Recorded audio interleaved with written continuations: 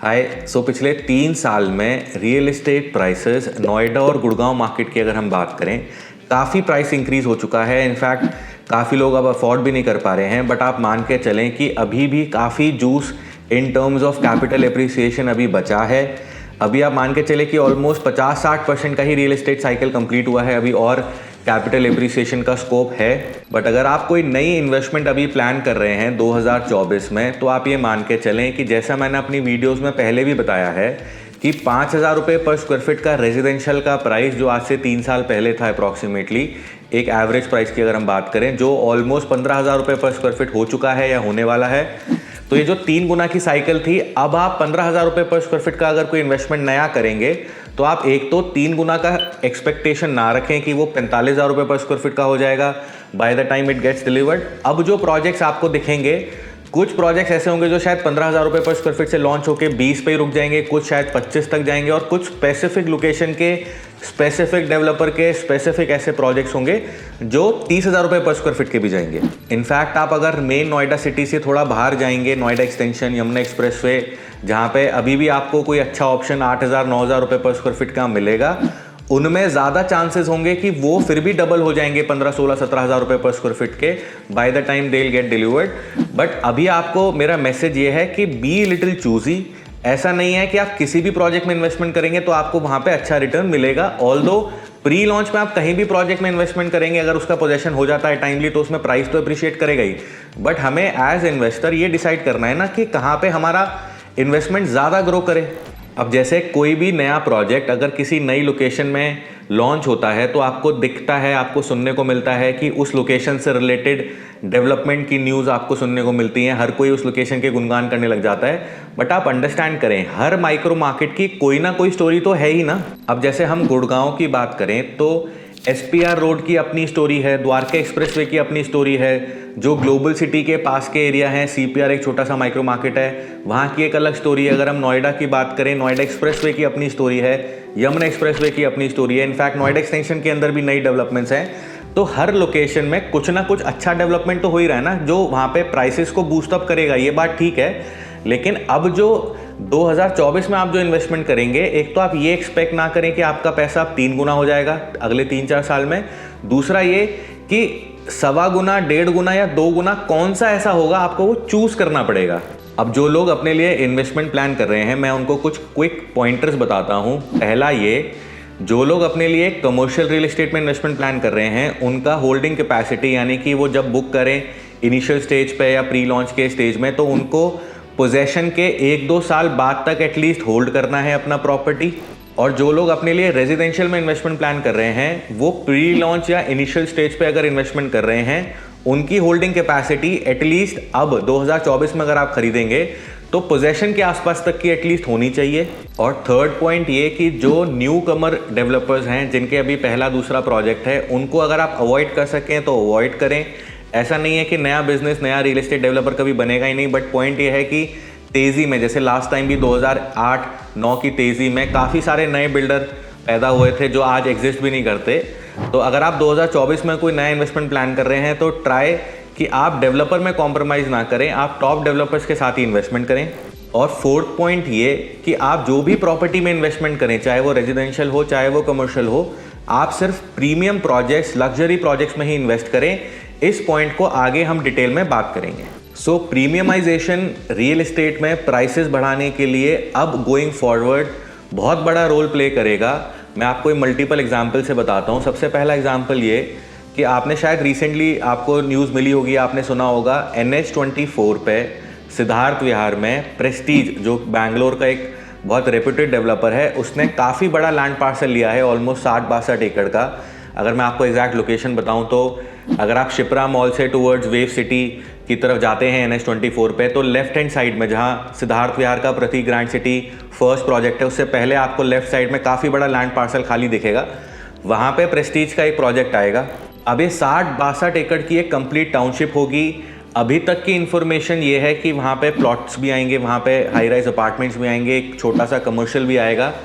तो अगर हम प्लॉट्स की बात करें, जो ऐसा लग रहा है कि सबसे पहले वो लॉन्च करेंगे अपने रेजिडेंशियल प्लॉट्स, मेरे हिसाब से अभी ऑल्दो अभी लैंड एक्विजिशन हुआ है, उसके बाद वो रेरा अप्लाई करेंगे, नक्शे पूरा डिज़ाइन करेंगे, तो वो ऑलमोस्ट आप मान के चलें अभी 5-7-6 महीने का टाइम लगेगा। ऑल्दो मेरे हिसाब से जब वो प्लॉट्स अपने निकालेंगे, अगर वो फर्स्ट फेज में अपार्टमेंट से पहले उन्होंने प्लॉट्स लॉन्च किए, मेरे हिसाब से ऑलमोस्ट 2.25 लाख रुपए गज के आसपास का प्राइस वहाँ पे आना चाहिए।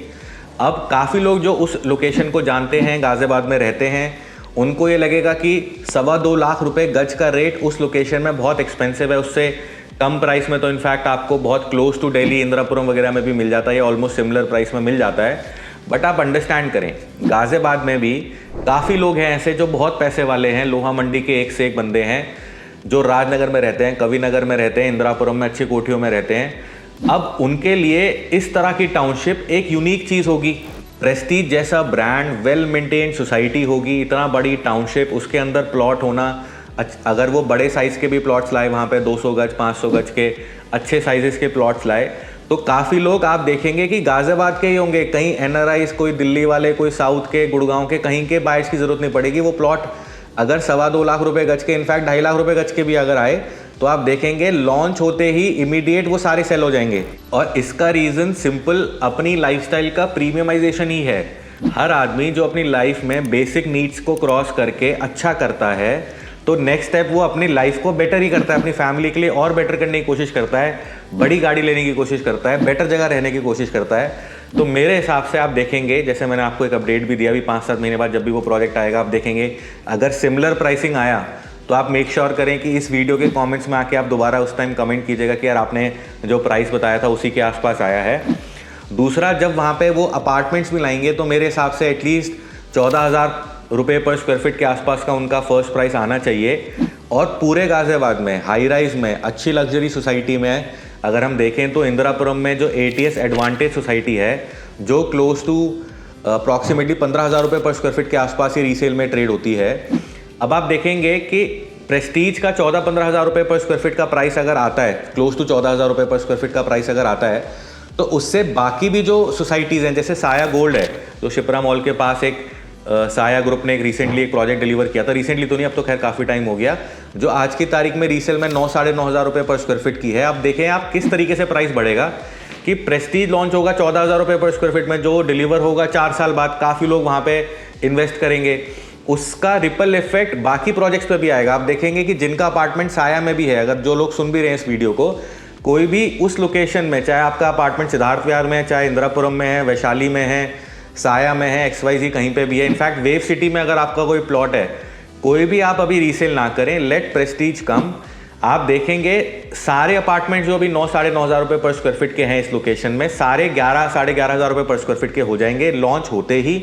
और प्लॉट के प्राइसेस स्पेसिफिकली सबसे बड़ा डिफरेंस आपको मिलेगा वेव सिटी के अंदर, जो आज क्लोज टू 90,000 1 लाख रुपए गज के वहाँ पे क्लोज टू NH24 वाले सेक्टर्स हैं, उनके प्राइस में भी आपको 25% का ग्रोथ दिखेगा प्रेस्टीज का प्रोजेक्ट लॉन्च होने के बाद। अब जो मैंने प्रीमियमाइजेशन के पॉइंट को इतना एलैबोरेट किया, वो मैंने इसलिए किया कि ये जस्ट मैं आपको एग्जांपल से बताना चाह रहा हूँ कि जैसे हमने प्रेस्टीज का एग्जांपल दिया, इसी तरह के एग्जांपल्स नोएडा या यमुना एक्सप्रेसवे या गुड़गांव में हो रहे हैं कि एक नया प्रोजेक्ट किसी X प्राइस पे आ रहा है, लोग अपने आप को अपग्रेड करने के लिए उसमें खरीद रहे हैं, उसके रिपल इफेक्ट से बाकी जो नियर बाय एरियाज़ के जो प्रोजेक्ट्स हैं उनका भी प्राइस इंक्रीज हो रहा है। अभी मैं आपको अगर और एग्जांपल दूं, गोदरेज बुल्स में अभी हमने एक अपार्टमेंट अभी रीसेल किया, जो उनका प्लूमेरिया, जो उनका थोड़ा प्रीमियम पार्ट था, जिसके अंदर ऑलमोस्ट 2500-2600 स्क्वायर फीट का 3 बेडरूम था, जो हमने 17,500 रुपये पर स्क्वायर फीट का भी रीसेल किया।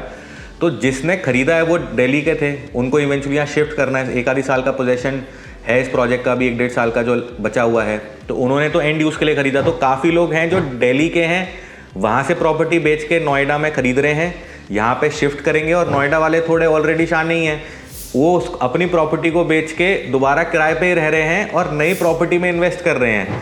तो जब तक नए लोग दिल्ली से आते रहेंगे बेटर एमिनिटीज़ के लिए, नोएडा के ही जो लोग बेटर सोसाइटीज़ में शिफ्ट करेंगे, जैसा मैंने बोला कि अपनी लाइफस्टाइल को थोड़ा और प्रीमियम करने के लिए, तो आप भी इन्वेस्टमेंट उन्हीं प्रोजेक्ट्स में करें जहाँ पे ये वाला फैक्टर आपको दिखे। आज भी अगर हमसे कोई 3 करोड़ 3.5 करोड़ की भी रेजिडेंशियल में इन्वेस्टमेंट के लिए कोई पूछते हैं, तो हम उनको ऑप्शंस ही नहीं दे पा रहे हैं। गोदरेज का जार्डिनिया आया जो लास्ट 146 वाला, वो भी ऑलमोस्ट लॉन्च पे सोल्ड आउट हो ही जाएगा। इनिशियल साइजेस तो उनके ऑलरेडी ओवर सब्सक्राइब हो ही गए हैं, जैसे मैंने आपको अपनी एक लास्ट वीडियो में भी बताया था कि गोदरेज ओवर सब्सक्रिप्शन किसी एक पर्टिकुलर साइज़ का तब बोलता है जब उसके पास उस साइज़ के टोटल नंबर ऑफ़ यूनिट्स का 1.5 गुना ऑलरेडी EOIs यानी कि एप्लीकेशंस आ जाती हैं। तो गोदरेज जार्डिनिया जो 146 में उनका प्रोजेक्ट आया वो भी लॉन्च पे ही सोल्ड आउट हो रहा है। अब एक्सपीरियन जो सेक्टर 45 में आया था वो ऑलमोस्ट 4.5 करोड़ की रेंज का प्रोजेक्ट था। तो अब जो लोग 3-3.5 करोड़ का भी बजट लेके नोएडा में इन्वेस्टमेंट के लिए प्लान कर रहे हैं उनके लिए भी कोई ऑप्शंस नहीं है। तो इसका मतलब ये है लोग बेटर प्रोजेक्ट्स में इन्वेस्टमेंट करना चाह रहे हैं। कोई महागुन मॉडर्न में रहता है वो आइवरी काउंटी में बुक कर रहा है और अपने बेटर लाइफस्टाइल के लिए बेटर प्रोजेक्ट में इन्वेस्टमेंट कर रहा है। दिल्ली से कितने लोग शिफ्ट कर रहे हैं, NRIs हैं जो इन्वेस्ट कर रहे हैं। अभी आप देखेंगे यमुना एक्सप्रेसवे पे नोएडा इंटरनेशनल एयरपोर्ट जो इस साल के एंड में इनॉग्रेशन होना है उससे भी काफ़ी इफेक्ट आएगा, प्राइसेस और बढ़ेंगे यहाँ पे। तो अभी ऐसा नहीं है कि प्राइसेस अपने पीक पे हैं यानी कि और प्राइसेस इंक्रीज नहीं होंगे। अभी 60%, हाँ जैसे मैंने अपनी वीडियो में स्टार्टिंग में भी बोला कि 60% का रियल एस्टेट साइकिल कंप्लीट हो चुका है, लेकिन अभी और एप्रिसिएशन का स्कोप है। नोएडा में सप्लाई है ही नहीं। अभी एल्डिको का प्रोजेक्ट आया ला विदा बेला सेक्टर 12 नोएडा एक्सटेंशन में, वहाँ पे यूनिट्स को लेके मारामारी हुई है, वहाँ पे यूनिट्स ही नहीं मिल पा रही। एस टेरा यमुना एक्सप्रेसवे पे जो प्रोजेक्ट अभी लॉन्च होने वाला है 12 मई को, उसका अलॉटमेंट है 600 फ्लैट्स के लिए। ऑलमोस्ट 700-750 लोग ऑलरेडी EOI दे चुके हैं। जो लोग कहते थे कि यमुना एक्सप्रेसवे पे कौन इन्वेस्ट करेगा, तो इन्वेंट्रीज है ही नहीं, सप्लाई है ही नहीं। और जो लोग नोएडा में ऑलरेडी प्रॉपर्टीज़ लेके बैठे हैं, इनफैक्ट मैंने इस वीडियो में आपको ऐड किया जो NH24 का दूसरा पार्ट है, एक तरफ सेक्टर 62-63 नोएडा की तरफ और जो दूसरा पार्ट है गाजियाबाद की तरफ, सिद्धार्थ विहार, इंदिरापुरम, वैशाली, वहाँ पे भी अगर किसी के पास अच्छी प्रॉपर्टीज़ हैं वहाँ पे भी आप अभी इस साल के एंड तक तो अपनी कोई भी प्रॉपर्टी सेल ना करें। अभी काफ़ी प्राइस का एप्रिसिएशन का स्कोप इस साल के एंड तक आपको दिखेगा। सो इस वीडियो का कंक्लूजन ये कि 2024 में property prices will continue to rise, but आपको थोड़ा चूजी होना है। हर जगह एप्रिसिएशन मिलेगा, कहीं पे 2x मिलेगा, आपको वो आइडेंटिफाई करना है।